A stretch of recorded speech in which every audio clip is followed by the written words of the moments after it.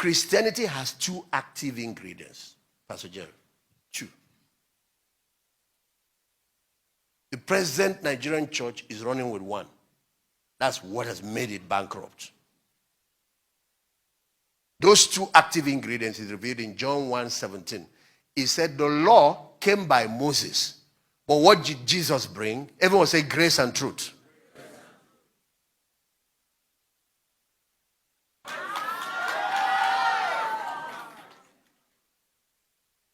What is it that is destroying Nigerian Christianity? Hyper grace message. What is it that they remove that is causing the corruption? Truth.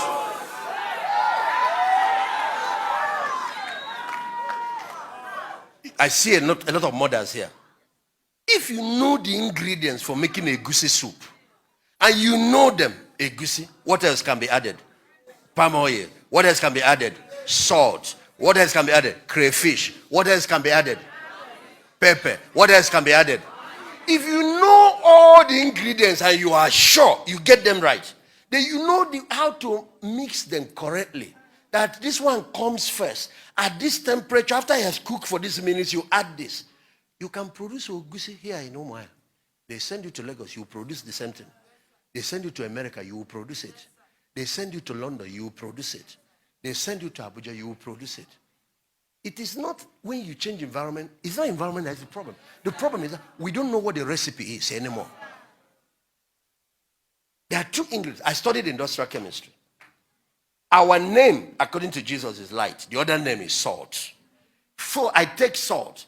Salt is made of sodium and what? Chlorine. He said you are the salt of the earth. Why are we now saltless? Because if you tear them apart and you have only sodium, it's a poison. It kills people. If you take only chlorine, it's also a poisonous gas. It kills people. But once you react them, you create a life-saving compound called sodium what? Chloride. Look at water that is a lifesaver. If you break water up, you will have one thing that is useful, oxygen. But the other one is a poison, hydrogen. You inhale it, it kills you. But you react it, you create this thing that all of life depends on. Jesus brought two elements that must be reacted to create a genuine Christianity and genuine salvation.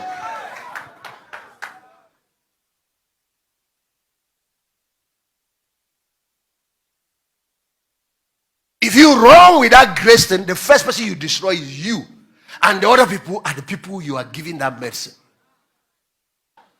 What did Jesus bring? Grace and what? Truth.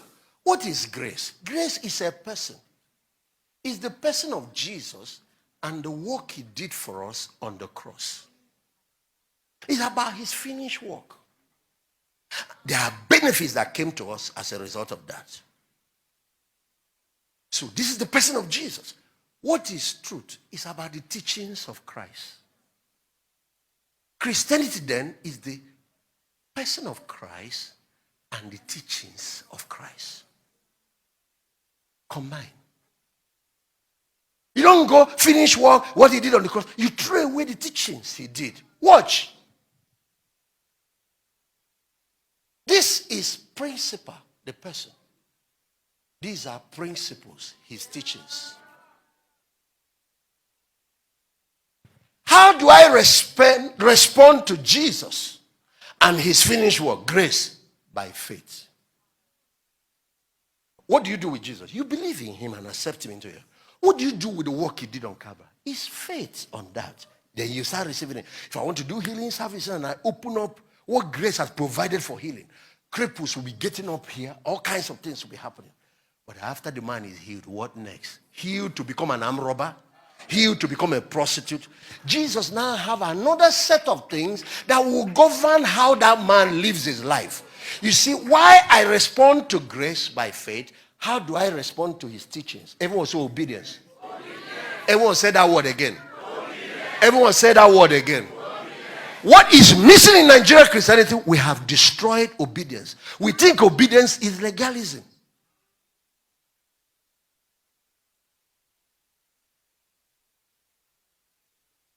What are these two things. Here is Jesus as my Savior. But here is Jesus as my Lord. As my Savior, I believe in him and the finished work. As my Lord, I submit and I obey him.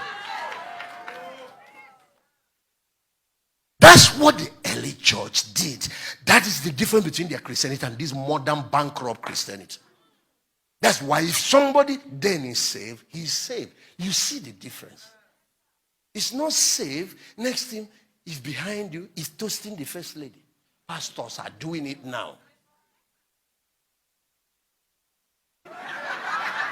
You send a girl to go and give them food, they start chasing church girl.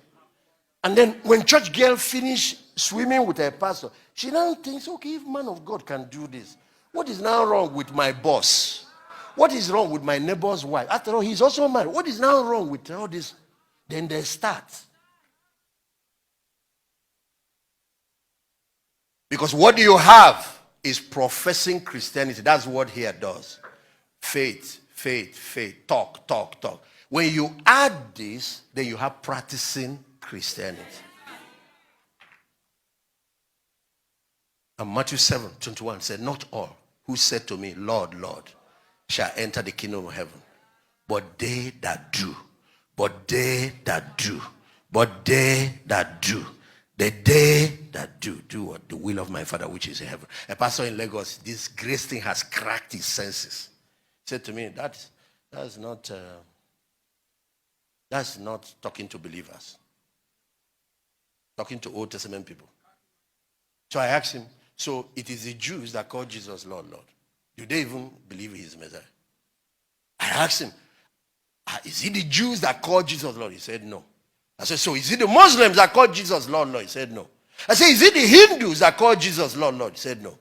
I said, is it the traditional worshippers that call him Lord, Lord? He said no. I said, so who are the people that call him Lord, Lord? He said, okay, it's true. They are Christians. But now what is lacking is the practice. So Jesus said on that day I denied them. He said, even some of them are ministers. Some have healed the sick, they prophesy. I tell them, I don't know you. What is the problem he had with them? He said, ye workers of iniquity. Your lifestyle contradicts all the things you've been saying. Check John 15 verse 14. You are my friend if you do what? What I command you. Then 14:15 says, if you love me, do what? How many of you love Jesus? But you see, to God, love is not emotion. He's not a woman. God is not a woman. God is principled. If you love me, do what? Keep my command. I'm not quoting Old Testament, I'm quoting New Testament. Then you turn to 15:14. He said, if you want to be my friend. I know the songs, we sing it. I'm a friend of God, but to heaven is story. I'm a friend of God. He calls me friend. Now, let's see Jesus, who he calls friend. Ye are my friends if you do whatsoever I command you. How many of you want to be friend of Jesus? You see, there is wahala now.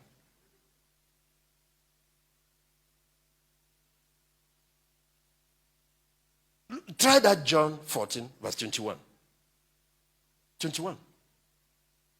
He that had my commandments, plural. Command what? Meant.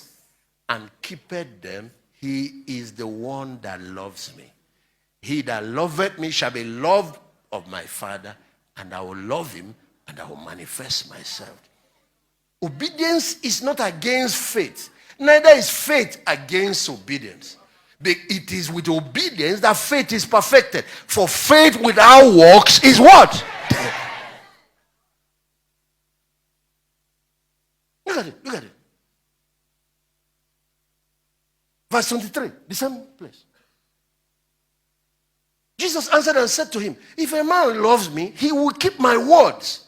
My Father will love him, and we will come unto him and make our abode. How many of you want to carry the presence of God?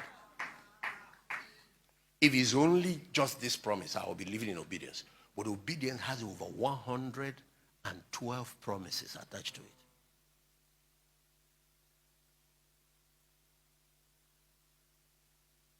Take this one that is very dangerous. Revelation 22, verse 12. Just watch. Watch. Behold, I come quickly. So we'll be talking about the last days. My reward is with me to give to every man according to his talk or walk. Talk or walk. Pastor Jerry, run through every time Jesus talks about rewards and his coming. You will never see where he rewards talk. You will never see where he rewards faith. What he says he reward is your work. Doing. To give to everyone according to his work. Then verse 13. I am the Alpha and the Omega, the beginning and the end, the first and the last. Look at verse 14. Everybody read it with me. 1, 2, go. Okay, come on for them so that they can read. Okay, no, we'll repeat. 1, 2, go. Blessed are they that do his commandments, again plural, that they may what? Have right to the tree of life, and they may enter in through the gates. If you're not allowed to enter that gate, where else will you go? Okay, look at the people outside. One more verse, let them see outside. For outside the gates are what? Dogs. Do you know who dogs are? It was a gay.